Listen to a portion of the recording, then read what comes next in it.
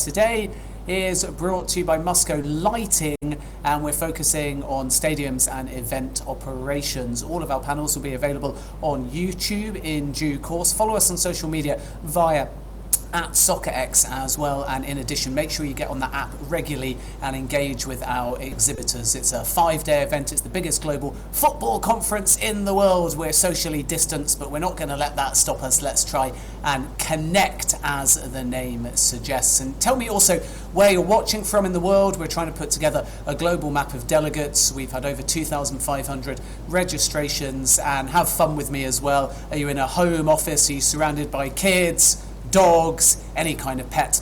In fact, I've actually brought my dog here to Soccerex HQ in this brand new digital studio. So I'm always pushing for photographs of pets. You can tweet me at JacobsBen and make sure that you loop in at Soccerex as well. And for added incentive, we've got a giveaway. You can win one of our signed shirts, and there's all kinds of options you can pick from if you are our daily winner. I've got Louis Saha, Edwin van der Sar went yesterday from the photograph via @Soccerex, but there's Laurie Lindsay, Deco, Carlos Alberto, Jean-Pierre Papin, and many, many more. And because today is sponsored by Musco Lighting, we've got a light theme. So if you'd like to win one of those signed shirts, the question is around shining stars, and you just have to tell me who is the biggest football talent around, who is 21 years of age or under. That's the only rule. They must be 21 or under. Tweet us via @Soccerex, and please use the hashtag Soccerex Connected. Tell us also whether you've been watching all day, if there's a particular panel that's leapt out to you, and make sure that you ask plenty of questions as well. So who's your shining star in football, male or female? Thanks to Jill, who has tweeted me and said that her shining star is Junendo, a 20-year-old who was the 2019 AFC Youth Player of the Year, and also at the 2019 FIFA Women's World Cup made her debut and now has 12 caps for Japan. So thank you very much indeed to Jill. And quite a few of you as well are clearly Liverpool fans, because Harvey Elliott seems to be a very popular entry here. Bianca has been in touch and says it has to be the wonder kid, Harvey Elliott. Harvey is only 17, currently out on loan from Liverpool, playing for Blackburn Rovers. And a few other people have also said Harvey Elliott. So thank you very much indeed to all of you for your entries so far.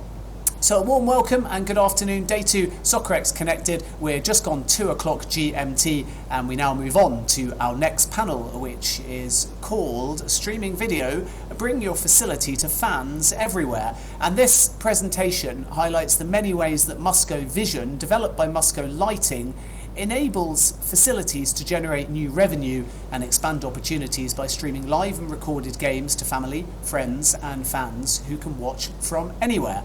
And to tell you more and walk you through a very in-depth presentation, we are delighted to welcome Matt Ellenberger, who is the Market Development Manager for MuscoVision. Matt, I'm looking forward to watching this one. It's over to you. Thank you, and thank you for tuning in this morning. Like you said, the name of this session is Streaming Video, Bringing Your Facility to Fans Everywhere. A little bit about me and Musco to start, and then we'll get into the depth of some of the video discussions that we want to talk about. My background, I started back with Musco Lighting in '99. I've been working with facility managers, owners, architects, engineers about facility design for sports lighting through that time period. So I've been seeing a lot of different fields and facilities, organizations, teams.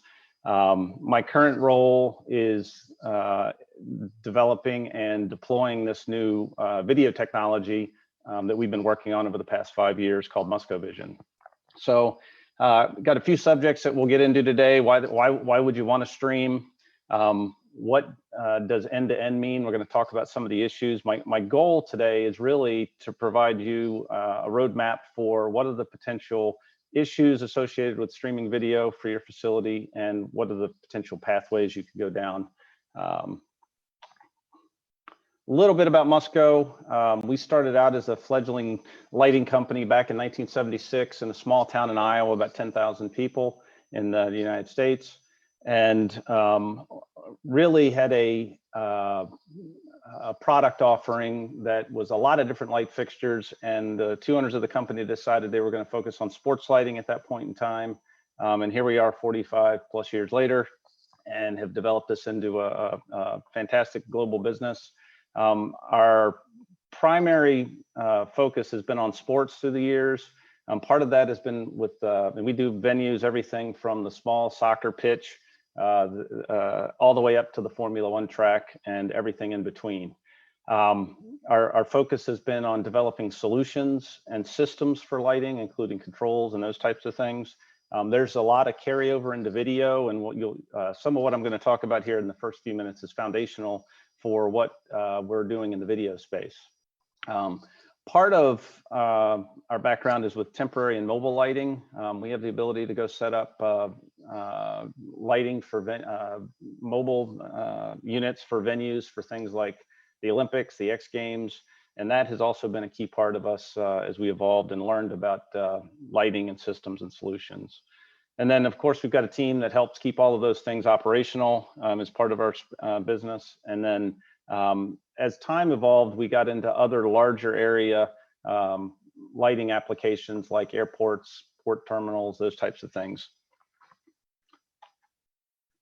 We do have a global reach. Our company is, like I said, based out of Iowa. We've got our corporate headquarters is there. We've got manufacturing in also in Iowa, but also in China and South Korea.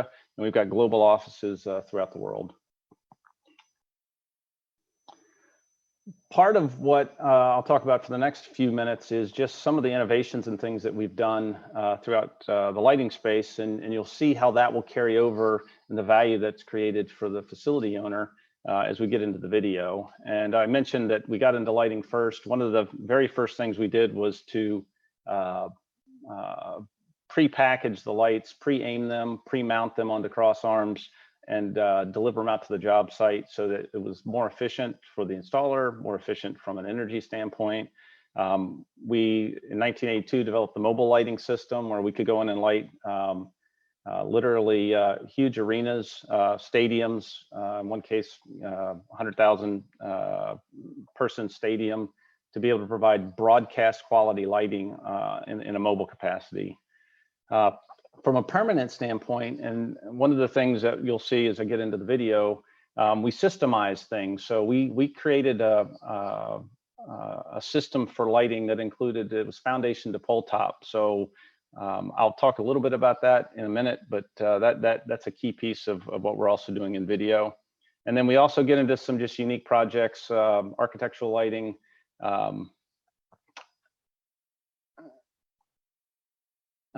Excuse me. And this is the light structure system that we created back in '91, where you can see you get 5 easy pieces. There's a foundation that comes, a pole, a electrical components enclosure, a wire harness, and pre-aimed pole top assembly. And this really sped up the installation. It's much more efficient. You've got terminations and testing that's done on all the assemblies so that when it shows up on the job site, you know that it all works. And then most recently, my colleague Eduardo spoke at Soccerex about our mini pitch system we introduced in 2018.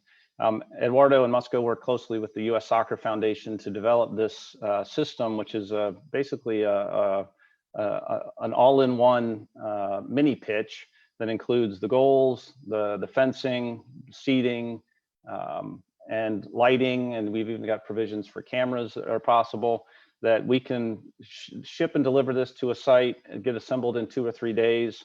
And the goal for this was really to bring soccer into places where it's underserved and the kids may not have access to soccer in the same way, and just let them experience the game of soccer in either an old parking lot or old tennis court or whatever venue that might be available to place it in.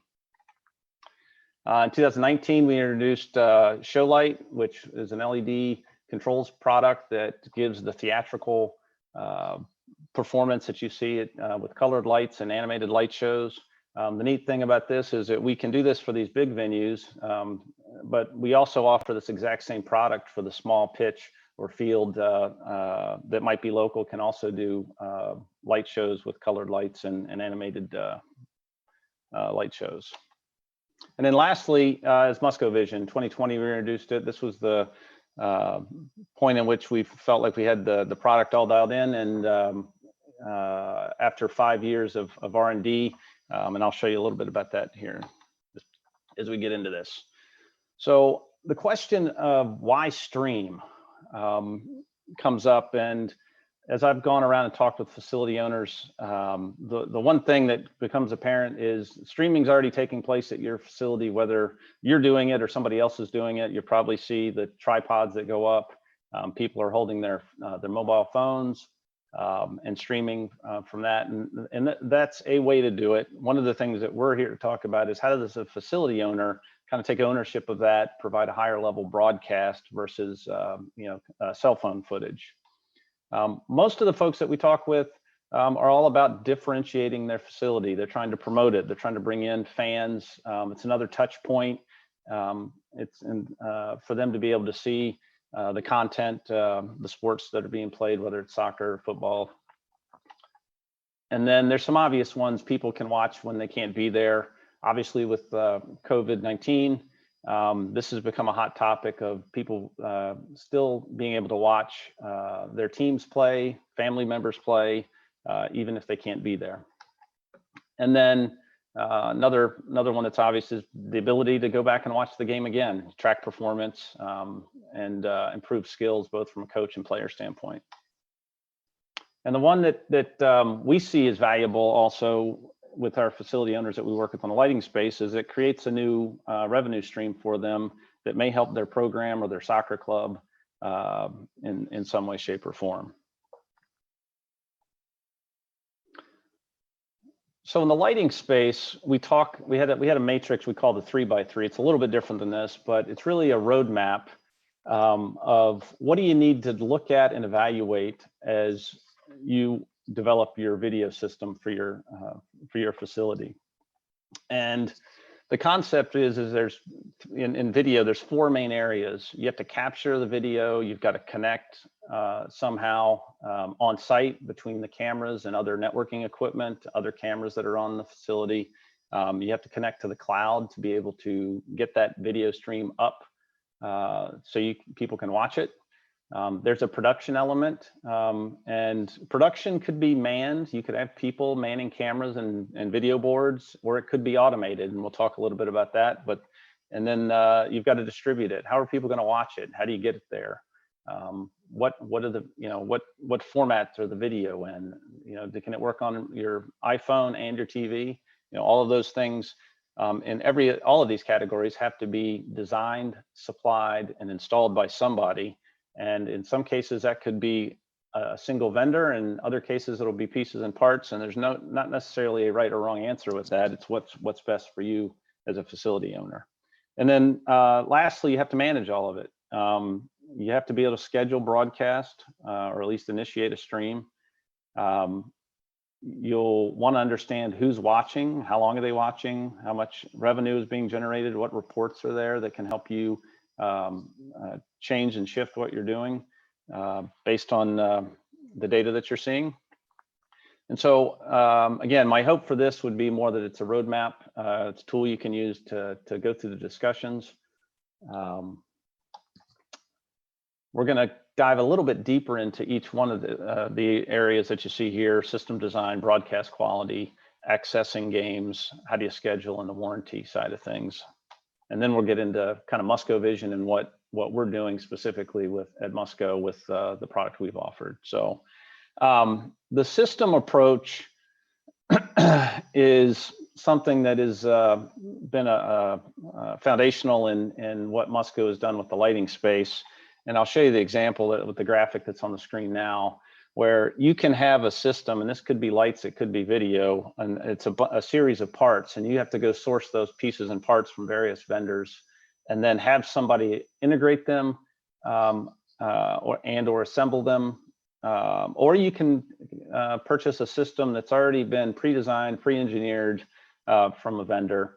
The thing that gets a little bit more complicated with video is, in addition to all of the hardware parts that you have, cameras and poles and networking equipment, processors, you also have software elements and that have to go with that. There's things called transcoding and those are other elements that you'll also have to consider as you go through. Typically, the system approach provides a more robust, reliable system because it's been tested.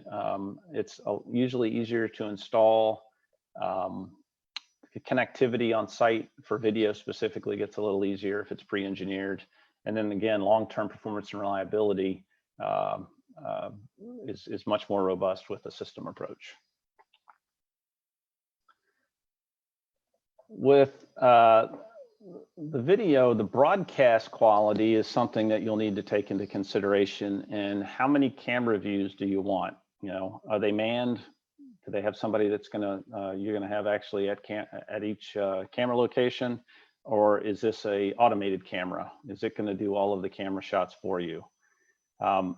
We see, you know, there's a hybrid. I mean, there's a spectrum of different types of uses for facilities. We have some folks that have full production capability and that's all they want and and that's all they want.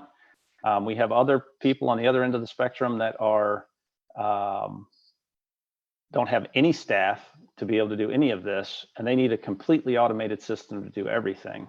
And then we have some folks that have events that are the larger events that they want the full man production. They want a lot of replays and graphics and those types of things.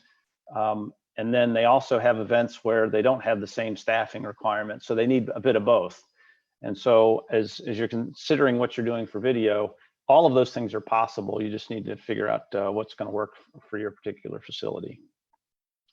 Automation is a subject. With artificial intelligence, the onset of automation has become possible, where the camera itself can track what's going on in the game based on where the players are, where the ball is, where the movement is. And in addition to that, we've introduced the ability for camera switching.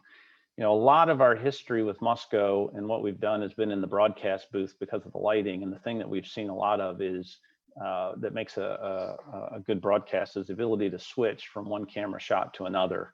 And so there's an automated cameraman that follows the game and what's going on, but there's also camera switching that's now automated. And then what other elements do you want as part of that broadcast? Do you want graphics? Do you need the score to show? Do you want titles up there? Is there instant replay? Do you want commentating? All of those are elements that you might need on a higher end, and you might not have staffing or people that can step in to do it. If it's a club sport or a lower level that doesn't have as big of a following.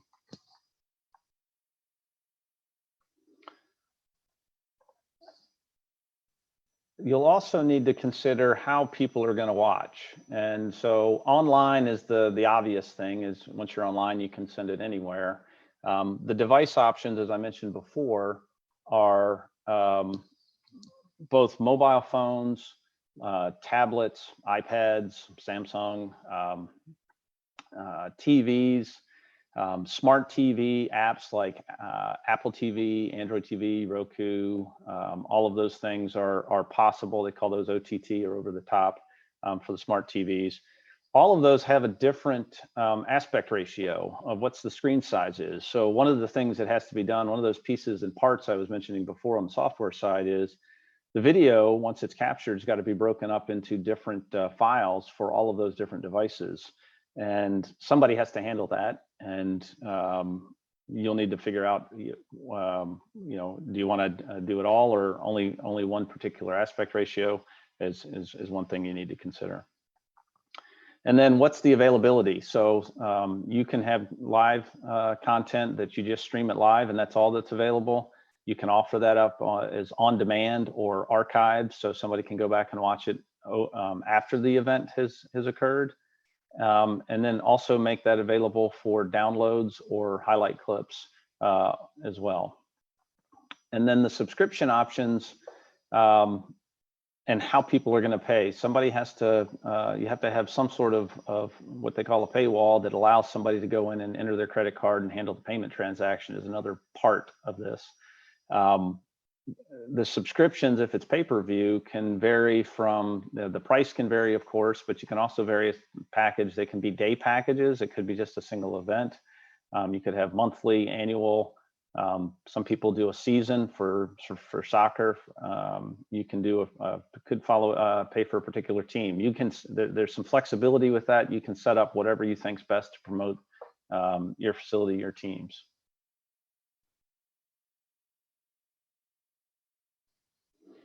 So from a scheduling standpoint, broadcasting in the kind of permanent infrastructure stuff that we're talking about, you can go in and just initiate a stream, but many of the venues that we deal with have a lot of games that get played, a lot of teams, and they want to be able to schedule those things in advance. And so there is capability out there where you can set your schedule, go into a system, and when you want the broadcast, and the broadcast will automatically start.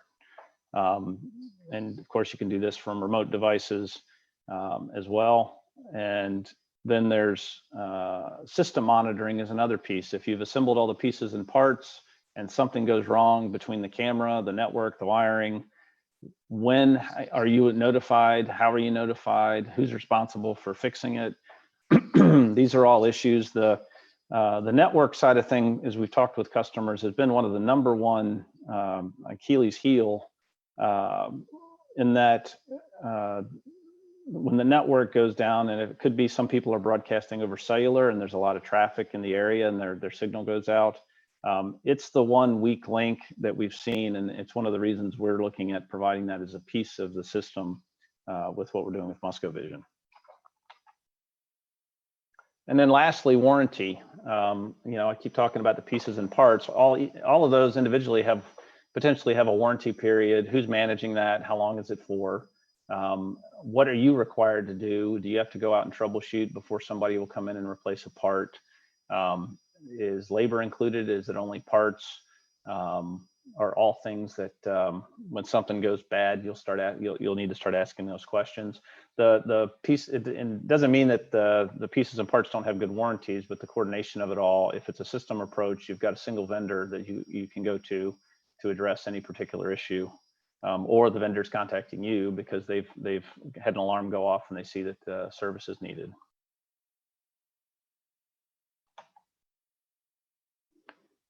So we'll get into MuscoVision now. The question is, why the heck would you choose Musco for video? And as I've talked about, we've been in broadcast booths for a very long time. We've had interaction with all the major networks, and Olympics, and we've also had this deployment of the rolling lab I've talked about. The thing that also we've done that most people don't know is that we have designed and installed large scale wired and wireless networks, including fiber.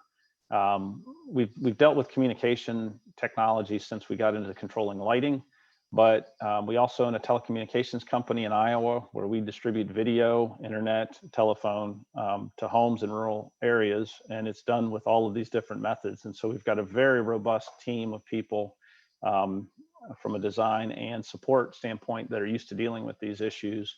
And we think this is another value that customers are going to like, that we can see things when stuff goes wrong and immediately alert and be able to come fix it. What I'm going to show you with what we're doing specifically with video is we are offering a complete solution. The original question is, what is end to end? You'll hear that phrase a lot in the marketplace, especially at the video. It's an end-to-end solution. And I will continue to say the end starts from the foundation in which that pole is standing, if it's a pole that's holding up your camera, all the way to what the viewer's watching on their device. And there's a lot of people that narrow that a bit, but you'll need to consider all of those things as you're building out your system. We hear from our marketplace that the revenue side of this is a positive piece that they're looking forward to having. We're trying to provide a professional level broadcast. It's a sports broadcast, and then making it easy to watch for people is another piece of this. So and no staff. So with MuscoVision, somebody's got to schedule it. After that, there's absolutely no staffing required. Nobody has to be at the site. Nobody's got to monitor it. And there's no ongoing maintenance cost. So I mentioned the 4 key areas before. Capturing, we've got a camera system based off of 5 easy pieces, just like lighting. You can see there's a base. It's the foundation the pole will sit on. There's a pole that comes with it. Electrical components enclosure has networking equipment. We're providing the wire harnessing and a pole top camera assembly that includes wireless network if it's wireless, and the camera itself. We are providing the on-site network, wired or wireless, depending on the site and what sport it is. We do different things. We see this as a huge value. And one of the things I'll tell you is it was our ability to notify customers or know when something's wrong. I had a project in Texas where we installed a new system, and it had been in for a couple of months, and we made a few tweaks. And I got a text from one of our internal technicians who said, hey, there's a camera out at Field G at this particular park. And I texted the facility manager, and he said, gee whiz, Matt, we just flipped the breaker in the electrical panel, and we're doing some work down here, and it's only been 3 minutes. And so we know very quickly how when something isn't working, and can respond to it. And in video, if you've got a broadcast, just like the gentlemen who are working behind the scenes here, you got to be very quick to respond when stuff doesn't go right. And so we see that as a key point. We've got a team of 170 people back in Iowa that are monitoring lighting and video and all the alarms and things that are going on. And then lastly, we're automating all of this. So the stream is automated. The system knows how to follow the game. There's some camera switching. I'll get into some of that, and I'll show you an example. And this allows it to be hands-off for the facility owner. And then we're making it very easy to watch. You can watch on any device. There's flexible subscriptions for people. You can buy a single day, or you can buy a 30-day pass and watch as much of the content as you want. So the no on-site staff, cameras, the automation starts with game detection. So a lot of our facilities that we work with have games end to end. They start at 8 in the morning, they go till 10 at night. The system, the intelligence we've built into it can not only detect that there are people out there, it can detect if in the instance of soccer, if a soccer game is actually being played. And can initiate the stream based off that intelligence.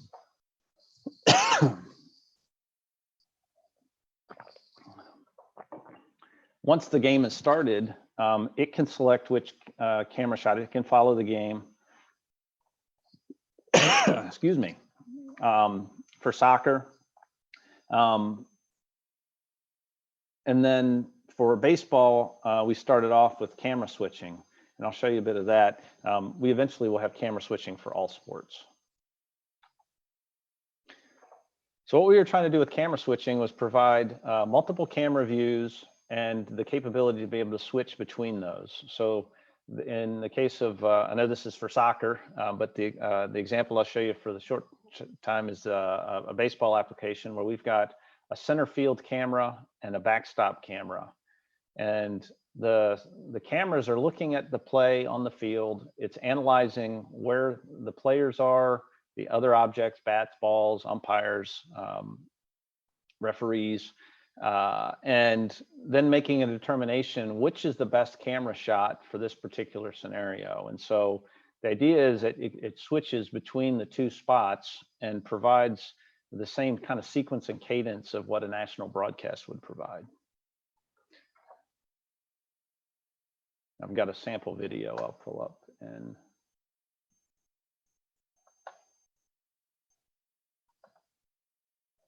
I don't know. It's not popping up. Hold on just a second.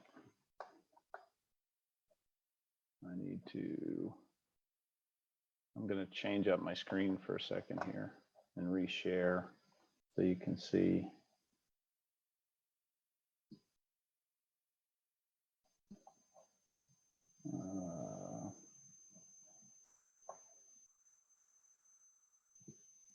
Okay.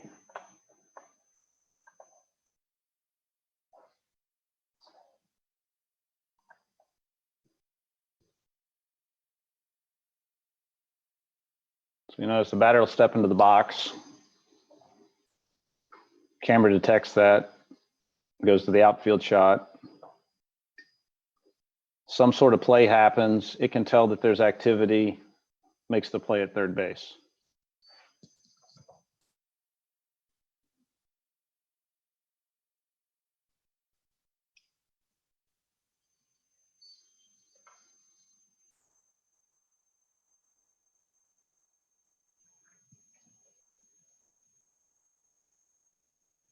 So you can see there, it again, there's nobody controlling that behind the scenes. That's all done within the MuscoVision system. The intelligence is built in. I'll reshare my presentation screen now.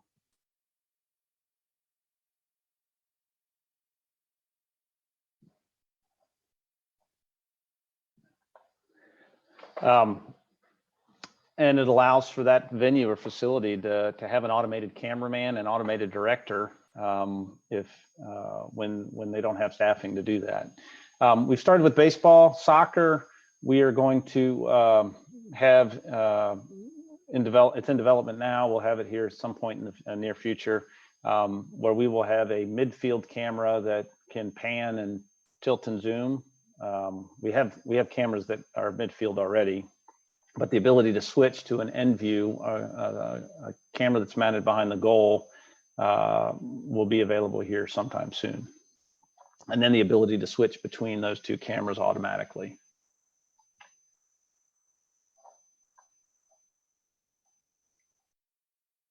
The other thing is no maintenance costs. So this has a 5-year parts and labor warranty once you install it. We'll be monitoring it remotely from our corporate headquarters, and it covers all parts and labor. So if there's an issue, it's on us to come and take care of it. Again, I've got the picture of the lighting to bring it back to that for a second, because that was the foundation in which we're building this. It's the same 5 easy pieces we've been doing for 30 years now, and the goal with all of that is to minimize or eliminate all of the maintenance cost. Next is, I mentioned that there's various ways to be able to watch it. You can see all the different format screen sizes that are there. You'll be able to watch it on the web, on your computer. You can watch it on your mobile device. And then for smart TVs, you can watch, we have applications already loaded on Android TV, Apple TV, Roku, and Amazon Fire. And I mentioned you can get a 1, a 3, a 7, or a 30-day pass. So there's various subscription packages that you can purchase. We are handling all the transactions and reporting and payments to that. One of the things that that you'll hear in the marketplace as you get into some of this is there's different models for how that revenue gets split up between the facility owner and the vendor. And there's a wide range of options for that. We take care of, and one of the big questions for that is reporting and making sure that you understand how many people are watching, how many people have paid, what did they pay. And part of the service that we provide is we handle all the credit card transaction, but we also provide all the reporting so that you can see for yourself the level of activity.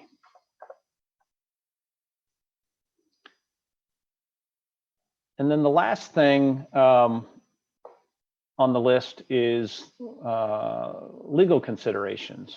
And these are going to vary by country, by state, by province, in some cases by city. And I bring this up just to pose the question. I don't pretend to know what all the different laws are in the various areas. But one of the questions that comes up is who owns the rights to the content? In our particular situation with MuscoVision, the facility owns the right to that content. Part of that, being a facility owner and having devices that are recording and streaming, is you may have a requirement in your locality that says you have to get waivers for people who are participating in the game, get them to sign a waiver before the season or before the game starts. It's often also recommended to have some sort of signage in the area, notifying the other visitors that might be coming to the facility or park or stadium that broadcasting is taking place, so that they're aware that their person or likeness is going to be used in some sort of commercial product. And then, like I said, every locality is different. Oops. Bear with me a sec.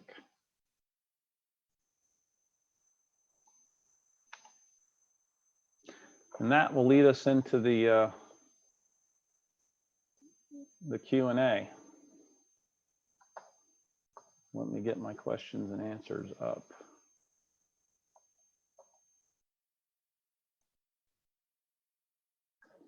Okay, question number 1. Does this setup only work for full-size 11A side pitches, or can be used to track different match formats and training scenarios? So currently we're set up for full-size pitches. We do have the capability to rotate. So a lot of venues will take and run a full-size pitch for a soccer match, and then for the youth kids, they'll rotate them sideways. We do have the ability to split the screen and be able to see both games on separate broadcasts, so that's possible.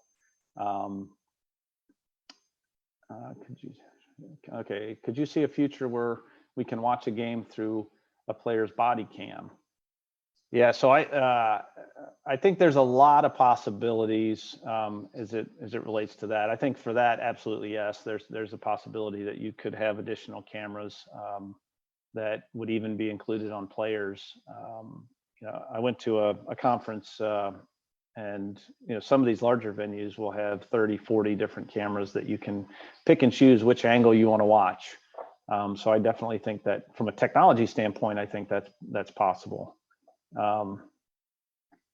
Have you worked with sports data analytics companies to make analysis footage also seamless as possible? Okay. There we go. Let me switch my screen here. Again, so it's, have you worked with sports data analytics companies to make analysis footage also as seamless as possible?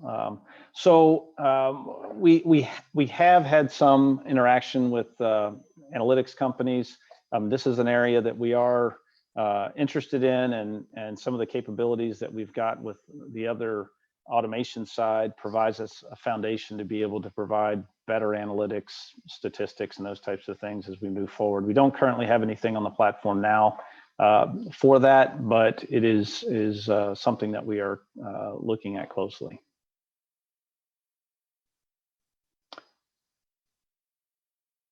And I believe that is it for the questions. I don't know if anybody has any others. I'll let it sit for a minute.